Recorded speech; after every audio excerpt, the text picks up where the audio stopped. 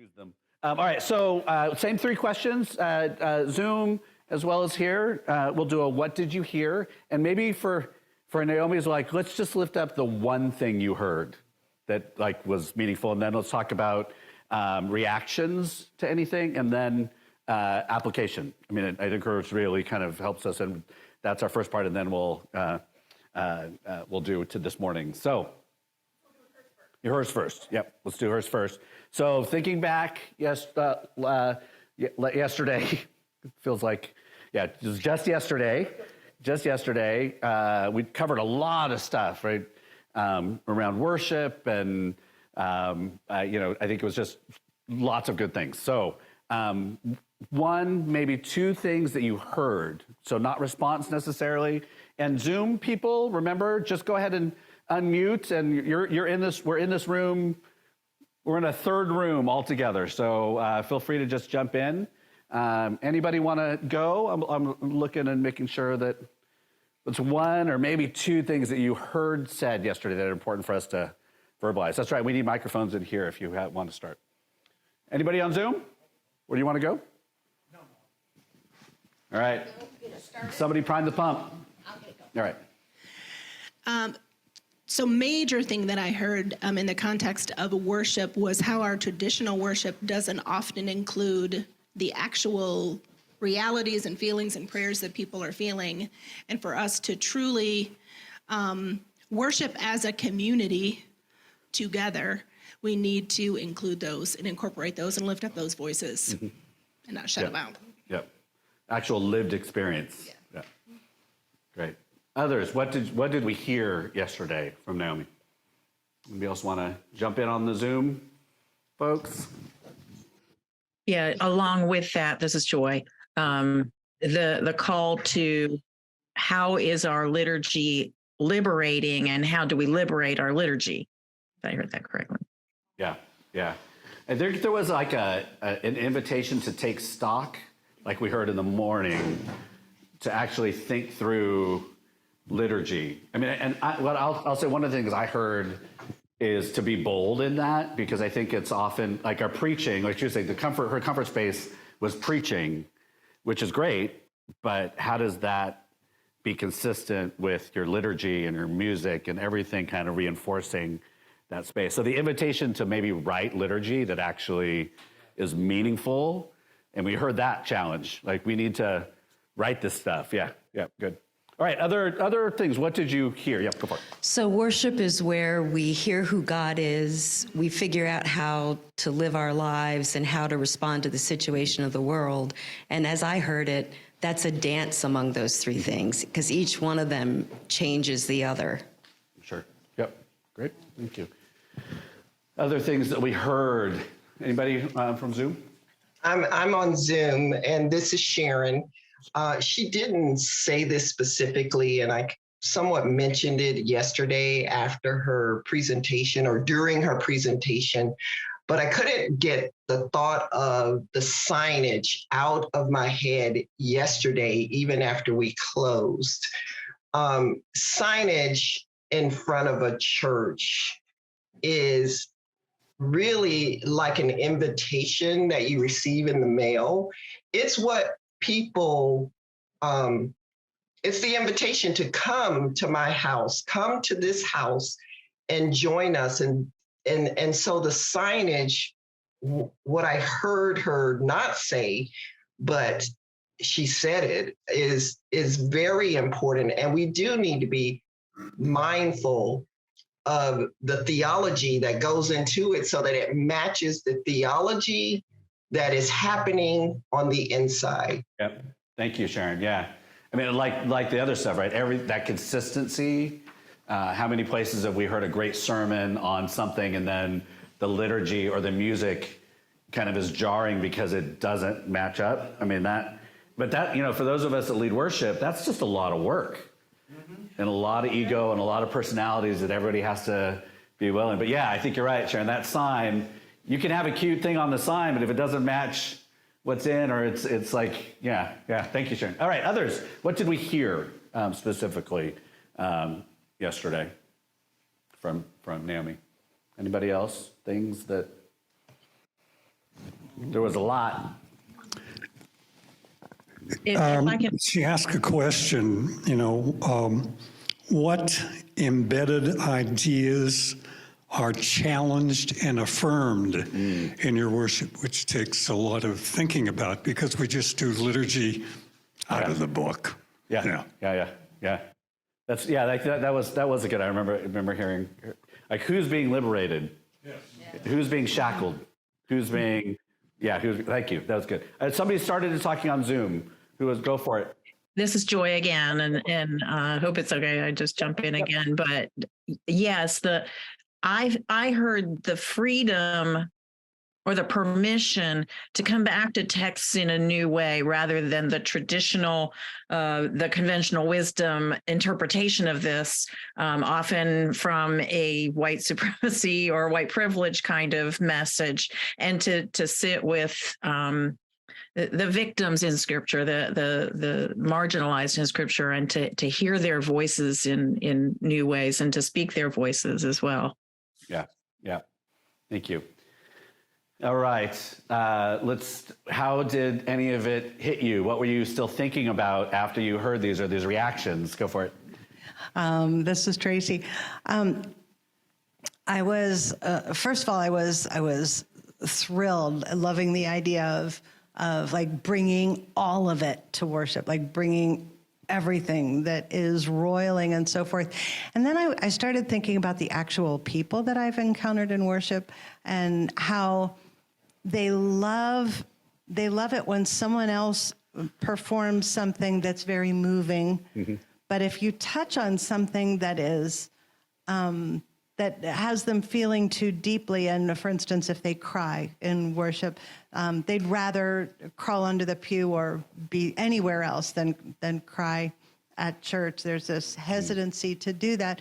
And it also, I started thinking about Patti Smith, the singer? Punk rock woman, had, when everything election-wise started going really crazy, she had gathered with a group of people and started singing "We Won't Back Down," and I was watching the people singing, and I'm watching on a video, and I'm singing the same way, and I'm like completely in it and participating in it, and I was thinking, I want this at church. Mm-hmm. Mm-hmm. I want us to be able to say and do things at church rather than say like, that was very moving.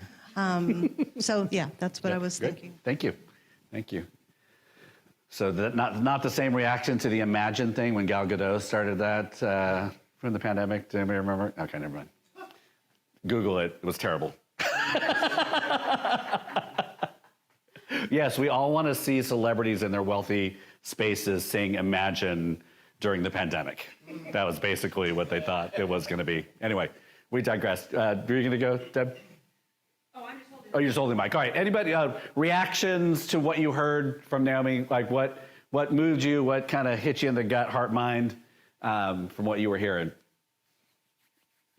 Anybody on Zoom? Feel free to just unmute and go. Hey, this is Kevin. What is, it's kind of difficult to process completely and to put it into work. But when Reverend Naomi talked about the necessity for complete honesty in worship. Mm-hmm. Yep. Well, so why does that strike you, Kevin? Because, for one thing, like liturgy-wise, if we're using liturgy that, has been handed down, in some ways, I think of that as being appropriate if it is biblically based. However, that is not perhaps thinking it all the way through. And that's what Reverend Naomi brought to my attention, that, we must consider everyone, really, not just perhaps our own congregations. Mm-hmm. Great, thank you. Thank you. Oh, Go for it. Yep, go for it. it's me. Over here. Yes. I was like, who's talking up there? See, this is where my focus in ministry is always on the Zoom people. Yeah. So if you're, there you go. It's great. It's great. It's great. I think I am sitting with that poem about Isaac and her Naomi's way of saying, I have questions. Like that whole business of I'm thinking now about next year's sermons and how do we sit next to Isaac? How do we sit next to the disciples hearing the Beatitudes? Because that's going to come up in lectionary next year. How do we, or am I even going to use the lectionary now? I'm challenged by what she said too about that, what makes sense. I think the feeling I have around that is I'm all about that. I want to do that. But the big word in my mind is how. How do I get my people ready to be there? Because it'll feel very strange to this Midwestern community, fairly theologically, doctrinally centrist or conservative. And I think those kinds of things can have a lot of impact, but the word for me is how. Yeah. How to get there. Yeah. Yeah. Thank you, Deb. Yeah, go for it. I felt really at home with her, right? Like, yes, heart to heart. The place that popped up for me as a real I don't know what to do is one of the places I'm preaching now is a really tiny, historic, mostly Black congregation. One woman's cancer has returned. Another one keeps losing her job. A man's lost his son in a shooting last year. And their lifeline is God is good all the time. And some of the hymns that they like to sing are, what we heard critiqued today. And who am I to take that from them? I mean, I part of me says, but you can open up a little space over here in case they really are feeling all these things and that maybe they need a release valve and permission to, but it's got to be so gentle because I can't go in and take somebody's life preserver. Right. Well, and and you're a white preacher in a Black congregation, that's a whole nother, right, different folks can speak a truth into different spaces. And so figuring out how you best translate and all that is really, really important. Yeah, thank you. I was, and I love what you just brought up, Katie. One of the things that I was taught in teaching these new ways of being and new ways of liberation, preaching and all that, is if you open a door to take something away, make sure you're prepared to put something back in there, right? Even as we, each year, we do a long series at the church where I serve about some of the ways that our Christmas was developed and what we leave out when we celebrate Christmas in the way that we do traditionally, or at least that we did traditionally. And for the longest, we did not do the putting something back in. And indeed, what happened was, and I was describing some of this at lunch, is people wouldn't come back. Yeah. All right. Yeah. That's not what I came here for. Exactly. Yep. And then you start thinking about what do you take away not only for elders, but for children. But as you start to add things back in, then you give people new traditions, new rituals to build life and hope around. And that's important. Yeah. Yeah. Well, I think pandemic has given us this grand opportunity to think about why we do what we do in worship and to do it differently and better almost. Like things were taken away and you didn't have to take them away from people. And so now you get to replace without having to be the one that took it away. And so now it's like, I think it's incumbent upon us who are leading worship to think through what we go back to for that very reason. Like, what are we replacing now? So like I shared in other workshops, passing of the plate no longer exists at the church I was serving because it disappeared and we just didn't bring it back. But that doesn't mean we don't do offering. So now you're forced to think about how do we honor that tradition and that part of our worship. So yeah, thank you. All right, other Zoom folks, how did it strike? Oh, so is there, go ahead. I can't stop thinking about her story about seeing brown bread. Oh yes. As a white pastor in a predominantly white congregation, I wonder how the act of breaking bread of a darker shade than the standard Italian or sourdough I typically use might change the experience of communion for all in our context. Yeah. I must admit that I have never spent a great deal of time considering the color of the bread on the table, but now I cannot think about it. Yeah. I can't not Yeah. think about it. Thank you, Brady. Yeah, that one was actually, and I was like, because that's not even good bread. like, but it was like, oh yeah. I remember for me the first time, I had a youth person growing up, and like we had whatever was available, so it wasn't that big of a deal. But I remember, so in my home church, it was grape juice and Hawaiian bread.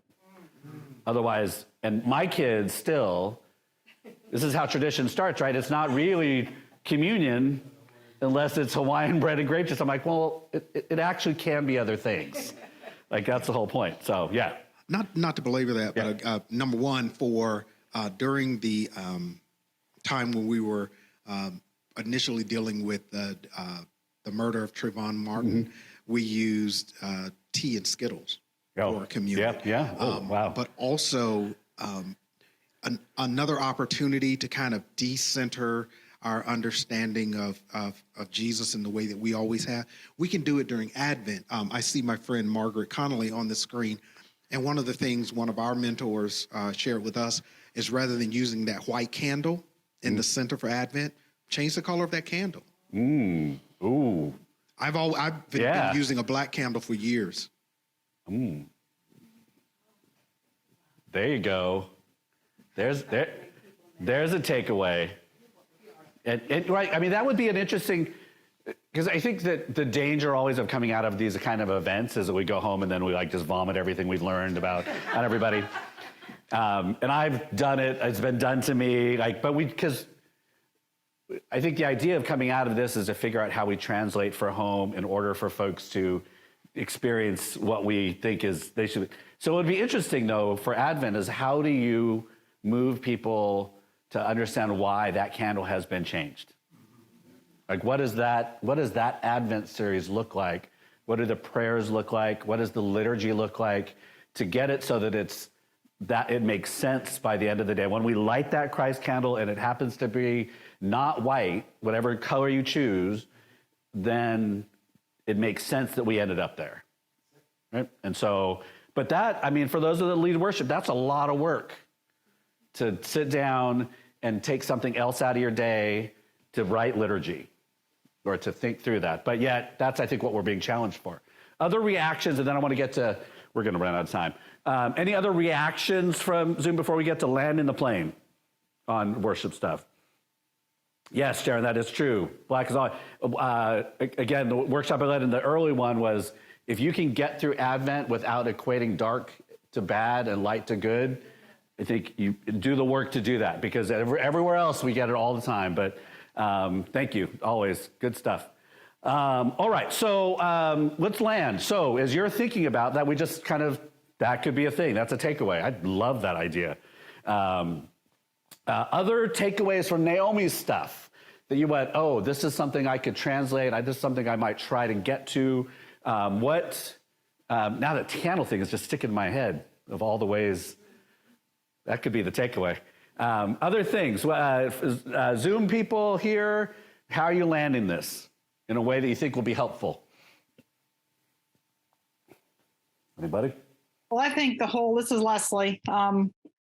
What kind of coming up for me, and we've kind of talked about it, is the white supremacy and the white supremacy culture in our churches, and especially for those of us in white churches, is how do we start to decolonize and move that out of liturgy and education as well. And and I don't have the answers because that's a hard lift. I loved that litany that she showed, the whole, when the Black Lives Matter, but, if we tried that in one of our churches, they'd explode right now. You have to build into that. But I loved that and hope, to get more resources to help to be able to encourage people to do something different. Like you said, it takes time. You can't just drop this on folks. But so what I'm hearing, Leslie, though, is if we ask you next year, you would have decided you were going to get there and you could tell us how you got there, right? Because I think some of that commitment is we're actually going to, we are going to get there, and here's how we might do it. So we'll give you a call next year, Leslie, to make sure that you've solved white supremacy and decolonized your church. So then you can write a book and fund everything. So I'll be emailing you. Yeah. Other things that you landed, like this is a landing the plane. Yeah. I'd love to try this or head towards this piece from what Naomi said. I think landing the plane for me is two things. One is I'm working way ahead, and I was thinking just lectionary next year, but I'm really thinking now that I need to really think about the questions she asked about how worship can give voice to particular needs in the context, and really, like, maybe this month I just have to do a deep dive into what the particular needs of my context are, and then it's a lot of freaking work because everybody thinks thematic preaching is easy. It isn't easy because you got to make sure you're not proof texting and all that stuff. So I think landing the plane for me is really, now I'm feeling called to think about how to be honest about what we're facing in our context and try to preach into that. Yep. God help me. Well, and I'll just reiterate, I think part of it is conversations with your church about time and energy that you spend or your team spends on how you go about taking that time from something else, because worship is crucial. I mean, I know we've talked a lot about church outside the sanctuary, but I think our social capital and a lot is still gathered around worship. And so how do you actually commit to that and put the good kind of time in? Go for it. So what I know about how to push people beyond where they're comfortable is for them to feel well loved and connected by me first. So I haven't been at this place very long. It's going to take me tons of hours to do that. Yes. While I'm figuring out how far to push. Now, I did make this promise to myself, because I came in kind of traumatized my own self, that I was only going to preach authentic me and then they could deal with it or not. So okay, we got that much. Yeah. But it's this constant, and I've also promised myself not to overwork. Yeah. So. Yeah, it's a dance. I mean, I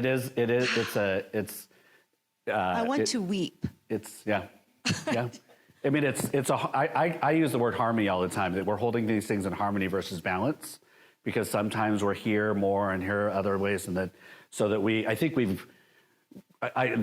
scale is not how I look at that. I just kind of like, sometimes we're here, sometimes we're here. But your first point, though, I think with anything, if folks know that you love them, that buys you something, that gets you some ability to press in a little bit.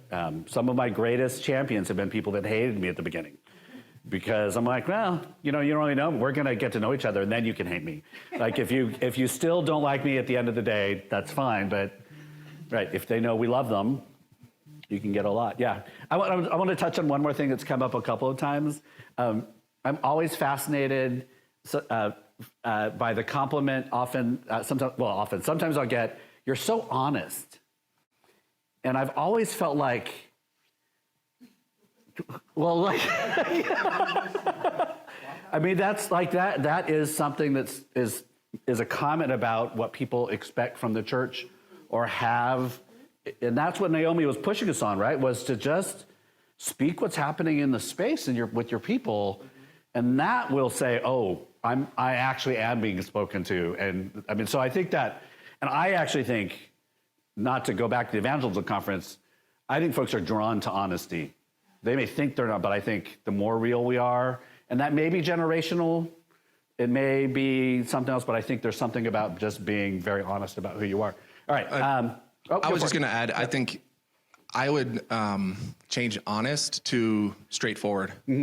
I think people are expecting us to be honest, but I also think more so people are expecting the church to have this flowery language or dance around things. And the more straightforward we are, the more, and even plain, not simple, but just plain.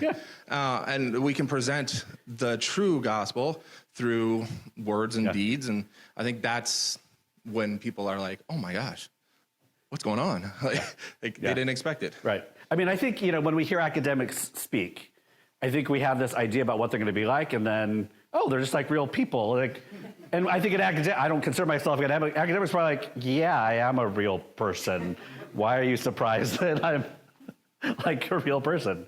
So, I mean, but preachers, I think, in the same way, as we have this idea somewhere that this is how they're supposed to be, you break that down, and I think it opens up the gospel much more, folks. All right, any Zoom folks, how are you landing? What are the things you're going to be thinking about trying in actuality?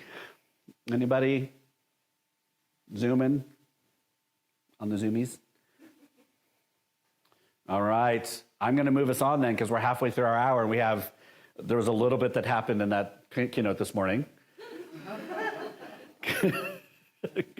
I love speakers that make me want to go do what they do. Like, oh, I'm going to go get a PhD now, because it's motivating. Not that you could ever think you could do that, but you're like, wow, like that's the kind of stuff that makes. And then I am a proud dropout of 2 DMin programs. Just so I'm not. When I say I'm not academic, I truly am not. All right, what did you hear? Specific things. Let's just do. Everybody can take 2 or 3 that they heard. There were a lot of things this morning. Anybody on the Zoom want to start? What did you hear this morning? Anyone? Specific things that you heard spoken today? This is Kevin again.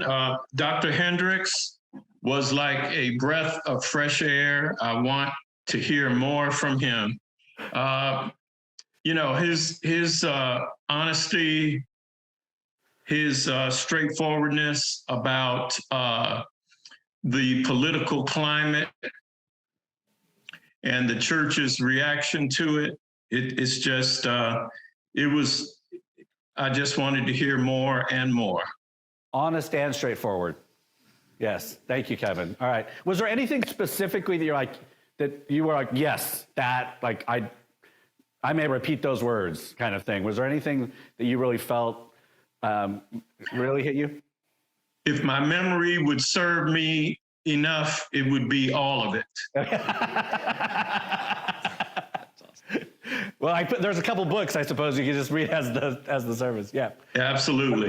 Otherwise, go for it, Brian. I'd say the way he kept circling back to social ethic and the way he circled that term so many times, I thought was just brilliant. So he forced us to think about the social side of that, the ethic side of that, and then what that means, and the concentric circles that just kind of keep going out. The way he kept circling back to that over and over again, I just really liked. Yeah. Great. Others, what things that you heard, not necessarily respond, but like things that you heard being spoken to us this morning? I think one of the things that I really heard, I've just taken over a small congregation that has been really very inward looking. And that real message about a vital congregation is one that is not only looking inward and spiritually, but that on the cross is looking outwards to our neighbors simultaneously. And I'm preaching on identity this week. So it was very, very apt. Great. Thank you. Other things you heard in particular this morning? The central focus on justice and the social concept of just being centrically biblical. And as people of faith, as people of God, as people of the gospel, if we're not preaching that, if we're not including that in our worship and in our outward going, then how biblical are we? Yeah. And I'm not afraid to preach that because it's biblical. So if anybody wants to come down on me for that, bring it, because I'm preaching the word of God. Right. Yeah. Right. And the reality is we all know that intellectually, and then we start preparing our sermons and we get to that moment where we say the thing that we know or we think we know, somebody is going to get us. And so I think that what I've heard yesterday and this morning was permission and encouragement and challenge to not abdicate that space. I mean, he used the word don't, because other people are filling it and winning. So yes, other Zoom here. I'm here. This is Sharon in Orlando. So I'm a late bloomer, and I'm in the MDiv program. I'm the one that commented on Dr. Hanson's book yesterday about three of us being on. So listening to Dr. Hendricks today speak about the community and justice. Mm-hmm. I'm taking this class right now in chaplaincy, and there used to be an organization called, and I may get it wrong, but the Organization for Christians and Jews in Chaplaincy, something along those lines. They changed the name to the Organization for Community and Justice. So if you see Christian and Jews, changed to Community and Justice. And so as he was speaking about that, it just kind of blew my mind to go right into the Bible and the Hebrew especially. And he started speaking words that we're talking about right now, mishpat. That is just justice.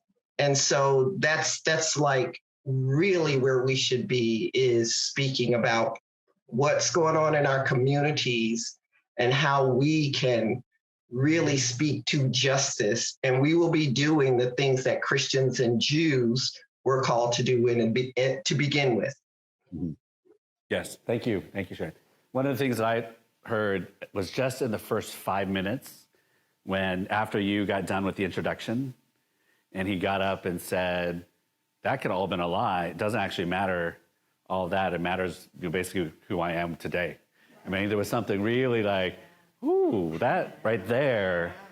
I mean, what as a human wins you over, but also just as a reminder about what we heard from Naomi, right? Speak what's happening now. Like, if we're not speaking into the now, then what are we doing? So that's one of the things I heard. Go ahead, Deb. That one got me too, Bruce. I wrote that down right away. And also the other thing that he said was, I shudder to think what my great-grandchild will face if this continues. And I think the connection between that first opening statement and this one, to me, is like, we spend a lot of time thinking about what we used to do and maybe what we are doing, but we don't think about the impact of what's going to, what's going to happen in 15 years or 10 years or 20 years. So yeah, that was powerful. Yeah. And how do we honor that proximity with folks that we may not even know or aren't? I mean, that's very much, like, I want my kids who don't hate the church and our pastor's kids, which is a win, but I want them to, when they need the church, for it to be a healthy place for them to get to. And then if children are in their future, like, but then what about other people's, like, make sure that, I think that challenge to think forward. Thank you. All right, other things we heard, and then there was, that's kind of mixed with reaction. Other reactions that you had from this morning. I mean, there was lots. Like, how did you respond to things that you heard? Challenges, affirmations, anything? What was the, what are the things you felt from this morning? And then we'll land the plane in a minute. All right, other folks. Go ahead. So I said this at lunch, and I heard this. I'm not sure if it was said or not, but his idea of the apathetic eschatology, I love that. And so he was talking about when we kind of throw our hands up and just say, Jesus, you take it, and it's almost a detachment. And so we're backing away from it, saying, Jesus has it, I don't need to worry about it. And so I think one thing I'm going to wrestle with is how often that pops up, and I don't address it, I guess. Yeah. No, thank you, Brad. Yeah. Yeah. Other reactions. Well, let me ask Brian, let me ask you a question. How do you see that happening, whether your ministry, churches, like how do you already see that happening? So we had a recycling debate a couple weeks ago about do we keep paying the higher expense for the recyclables, and then they're not all going there anyway. There's a rumor that Fort Worth's showing away. It's like, Jesus has it, we give up. I mean that's just a very basic example, but I think you see it everywhere. And I think beyond that also it's the platitudes that we get after a memorial service sometimes, like, oh, God's gonna take care of them from here. Like, no, you need to go check on them. And so I just see it a lot, I think. And if I'm looking through that lens, I think I'm going to see more and more. And that's, I think, what he convinced me to view more things through that lens than I'm already seeing. And so that's kind of what I was interested in. Right. Thank you. Almost like the bread, right? Once you kind of notice it, you can't unsee it now. So yeah, now you've ruined Advent candles for me now. Now I'm gonna, every time you're like, we need to change that middle one. Yeah. Awesome. Other things, reactions to stuff. Reactions from this morning. Anything else? I think it's the same thing we heard in the evangelism conference. It's the same thing we heard yesterday from Dr. Hansen, that none of this is about internal piety. Like I am holy or I am good or I am whatever. That's fine. That might be a starting place, but it's got to go beyond that. Otherwise, because it's not Christianity to have an internal piety. Following Christ is actually, it's actually outward action, or outward expressions of the love your neighbor or whatever it is. Deb, where do you see that? Where do you think you see that show up most in the context you're serving? What are the places you would address that first? Without saying you have to do it all, like where would the places be that shows up you need to address first?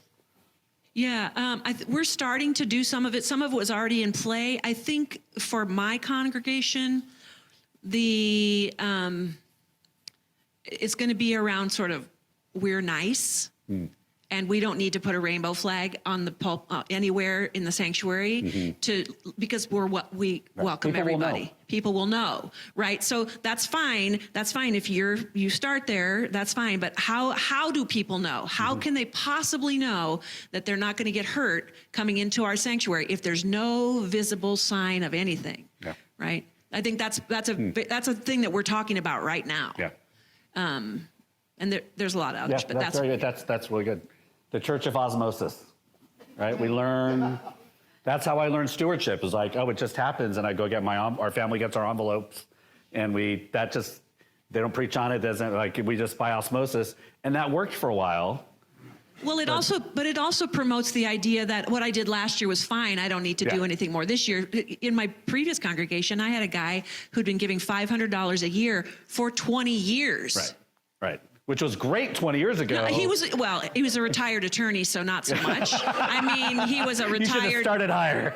I should have started higher. But I mean, that if we don't ask or don't present it, then you're gonna get what you always have gotten. Right.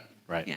Well, I think that's what we're hearing a lot, again, as we re-enter, is making a culture of these conversations versus, I just got back from an event and heard a speaker and now we're going to do this. It's like, how do you create soil where this can grow, and then so that it doesn't become a big deal the next time you want to reflect on how stewardship went on this preaching series. And so it's just a natural part of what's going on. But yeah, go ahead.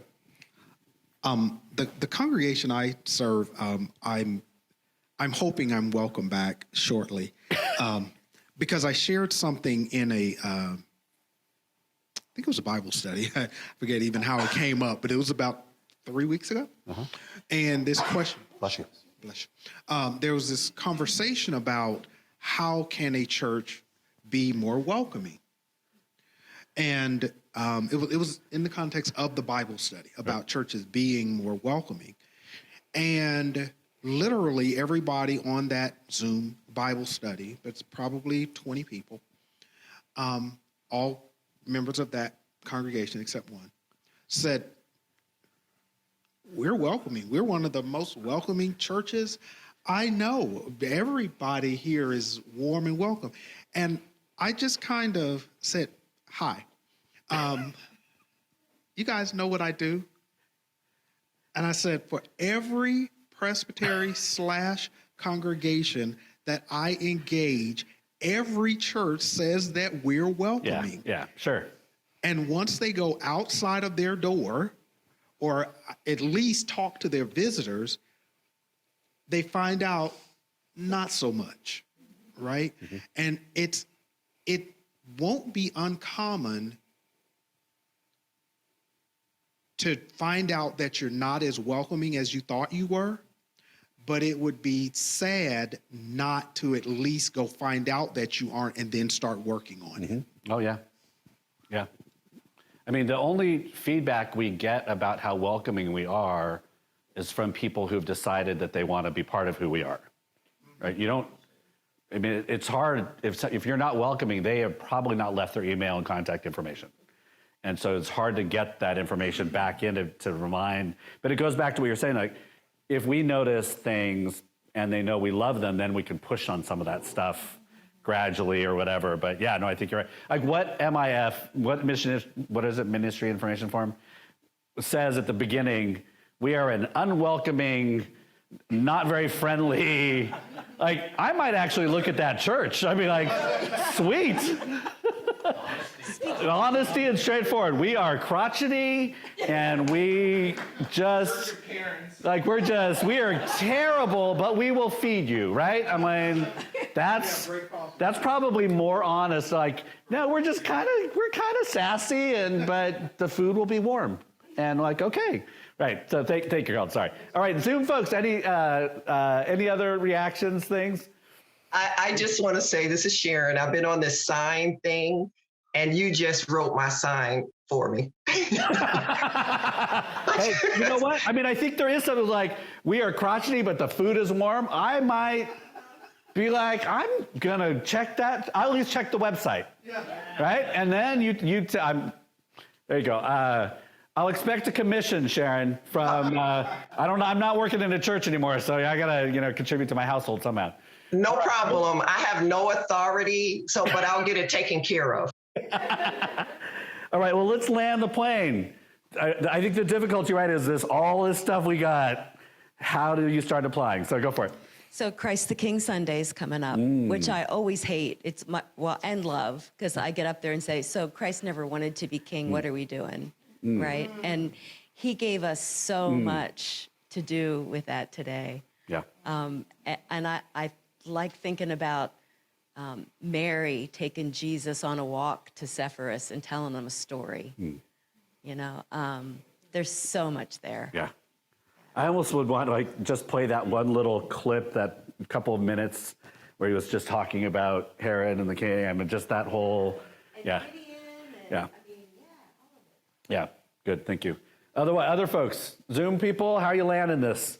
That's a hard transition to make. Okay, so what do we do? How do we put this into practice? Anyone? Go for it, Brian. Oh, microphone. Sorry. Mine's easy, but I was sitting back there and I made Marla double check me. I was getting the right book, but just the section he read at the beginning of his book, I'm just going to read that in several different Bible studies, several different small groups. Yeah. Getting back to it, just the progression of the meek Jesus, the meek Sunday school Jesus. Oh, is how he started, and then from that into the revolutionary. Just those pages there. Yeah. And I want the audible version so he can read it to him. Yeah, that was good. I want to find out if somebody could look to see if he reads the audio or not, because that's definitely worth.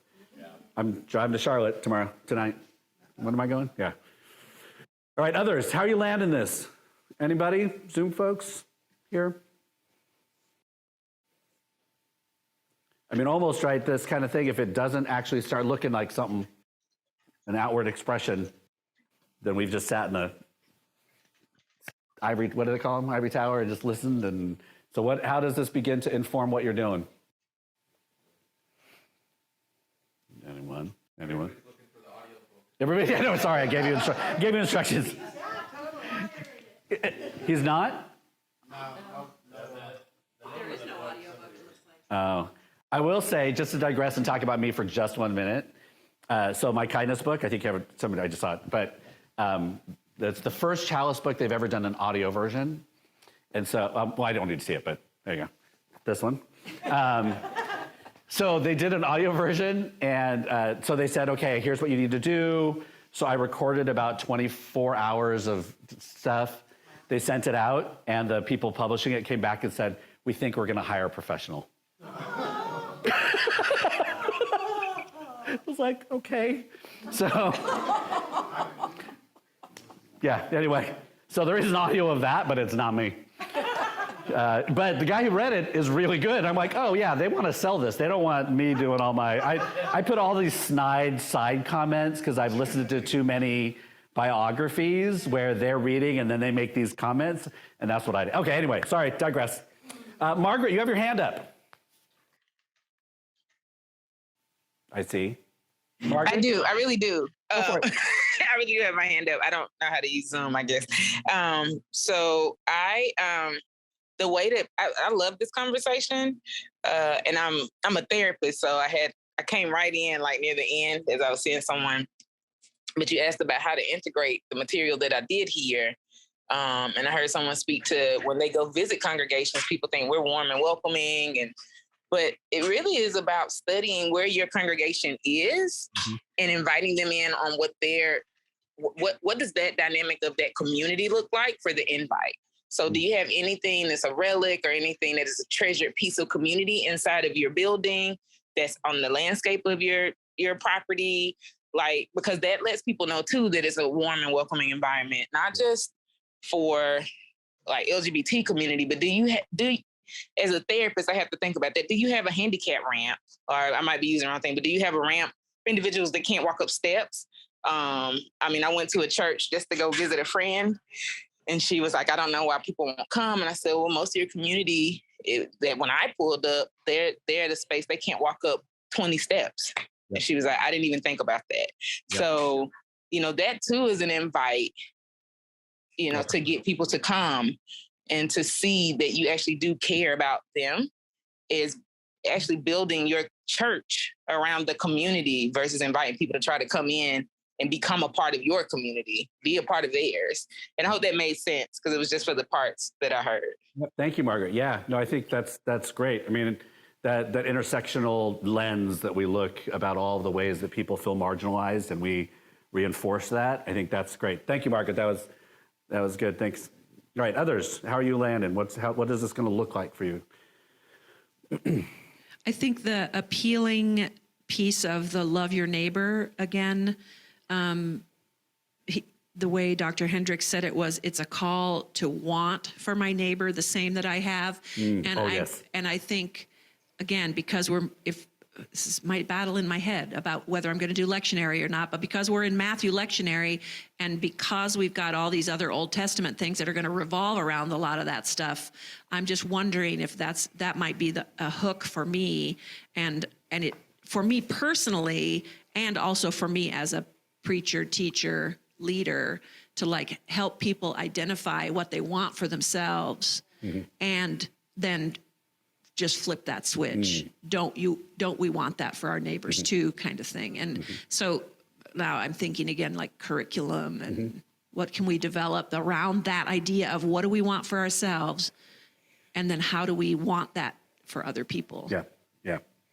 Yeah. That whole kind of thread of the choices and the ability to have access to things with everybody, just wants everybody to have the same access. Yeah. There was a quote I tweeted out somewhere. He had one sentence. It was amazing.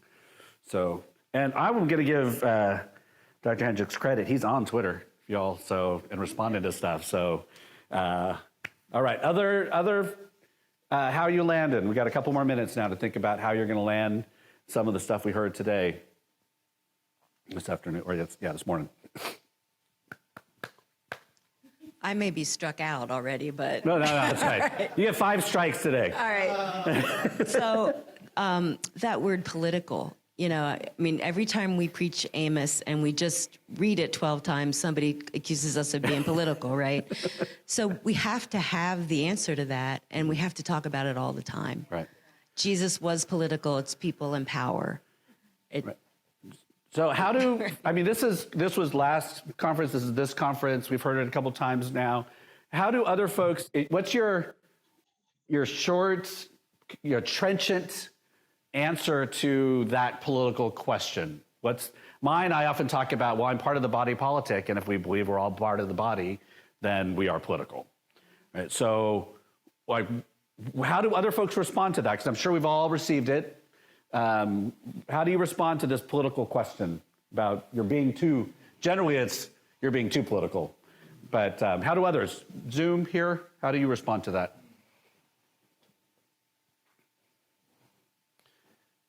Because if you put any of this into play, it should come up. If it hasn't already multiple times. Anybody, how do you respond to that question or that challenge? Sometimes I'm sorry, am I talking over somebody? Go for it, Bailey. It depends on the person, right? Like you have to know the person who's speaking to you if they're part of your congregation, because not everything works for everybody. But something that's been helpful to me sometimes is just to observe that politics is the name that we give to how, when we live in a society, we have to figure out how to use resources and money and the rules for us living together, right? So anything that has to do with how people in groups live together ends up being part of politics. So it's actually very difficult to talk about any of that without getting into politics, because politics is the name for how we live together. And that may not be satisfying to the person because it's kind of evasive, although I think it's true. But if they are dissatisfied, then that has occasionally been a sort of door into, well, that's what I think of when I mean political, or when I say political. What is it you're thinking of when you say that this is too political?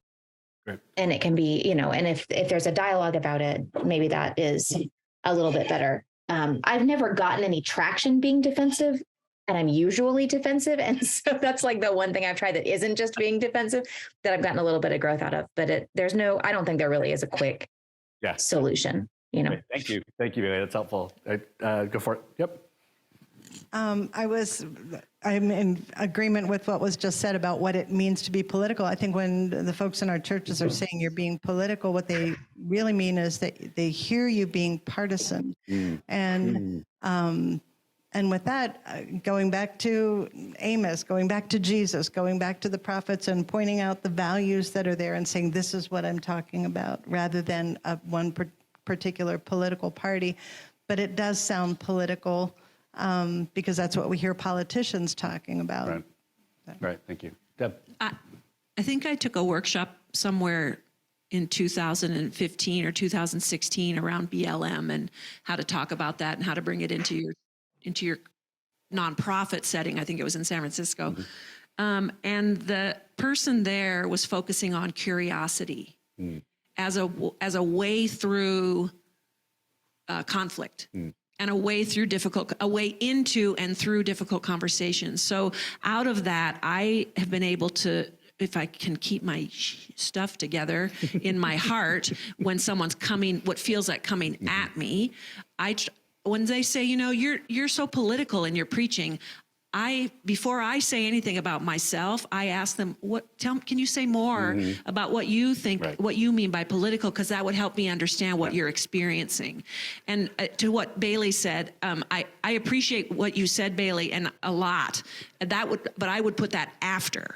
Yeah. Like I wouldn't give my opinion about what political is until I know for sure where they're coming from. Because it might be partisan, or it might be that they're feeling confronted because they don't want to be thought of as racist or whatever it is. It might not be partisan. So I try to use those curious questions to get as much information as I can before I answer the wrong question. It's like when your kid asks you, where do babies come from? And you go into the biology, they just want to know if you get one at the store. Yeah. Don't answer. They don't need the half hour. They just want to know, did you get it at the doctor, or what did you do? And we say yes. Yeah, Carlton. So, couple things. I'm buffering and editing myself in my head. But the first one kind of goes back to the conversation that Reverend Naomi Washington Leapart opened up with about the church signs. It might be helpful to just put on your church sign, we're political, right? Under that, because Jesus was, right? It's not, right. And as she put it, funny, but it talks about our theology. I will say in the context where I serve, we never get that. Yeah. We never get that because we're, quote unquote, always political. Yep. I will definitely side with what you were saying, Tracy, in that often, it's specifically in our community, my church is in Lithonia, Georgia, which is the second, probably third now, richest Black county in the country. Not that I'm rich, I'm sorry, I served there, not. But at any rate, what they hear is not political versus not political. What they hear is you're criticizing us for being wealthy, right? Also, you get, when you're talking the Democrat versus Republican or what have you, you get if you truly are preaching Jesus as the one of the Gospels, you're trying to make Jesus a Democrat, right? Which... This is recorded, so be careful. Right, I'm just going... But again, I think it starts back at the church sign. Yeah. And I'm being sarcastic when I say the church sign, but it's, who do you say you are? No. And then folks really have a way of having an expectation, because at the end of the day, here we go, shameless plug for congregational vitality, we have to really decide what we mean by being vital. Is it having and making sure we got a lot of people inside of the building? Or is it that we're important and believing in and doing what's important to the people we serve? Right. Exactly. Thank you. I'm going to give a last word to anybody on Zoom. You have any last, how you're landing the plane? Anybody want to jump in there? We get one more hour of keynote, and we won't get to process. So anyone on Zoom want to end? 1, 2, going twice? All right. Well, we are at our time. It's 2:30. We back at 2:45. Is that the? Yes. We're back at 3. Oh, we get a half an hour? Yeah, we got a half. Oh, look at us. If you go take a nap, don't fall asleep. Just raise them. All right, so thank you all for engaging. Thank you, Zoom people. Good to see your faces.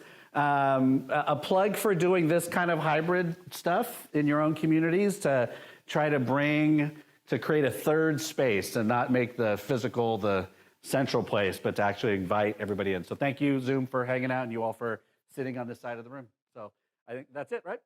All right, thanks.